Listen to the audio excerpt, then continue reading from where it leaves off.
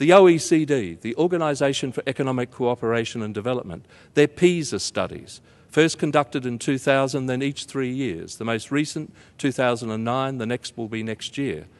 A sample in the first instance, 2000, mainly the 31 OECD countries. Last time, almost 100 nations participated.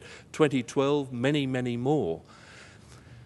As we've moved to this human capital framing of policy, one of the arguments is that there is a need for, and OECD with PISA, the Programme on International Student Assessment, has filled this need for comparative performance of students at the end or thereabouts of compulsory schooling across the globe.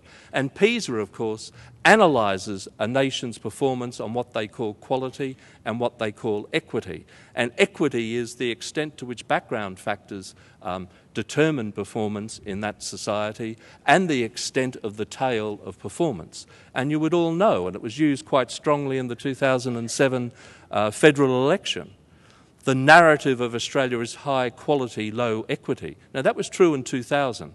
It wasn't the story in 3, 6 and 9. Australia was sort of almost mid-range equity. But I think Canada does better than we do on equity, and that's a place we should look to learn from. But there's a danger here of reducing social justice and equity to performance on those tests. And in Australia, policymakers at all levels are concerned that there's been a drop-off of the top-performing kids, as well as the equity issue. But we've got to keep the broader agendas there. If we come to NAPLAN, my school, the use of ICSIA and so on, I think there's a similar phenomenon at work. I think the creation of ICSIA, so we can look at the performance of statistically similar schools, which is then reported on my school, is motivated by an understanding of all of that research I've alluded to.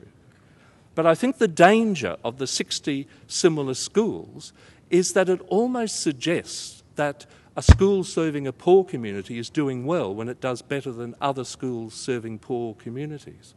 It potentially limits the aspirations of some schools, I think.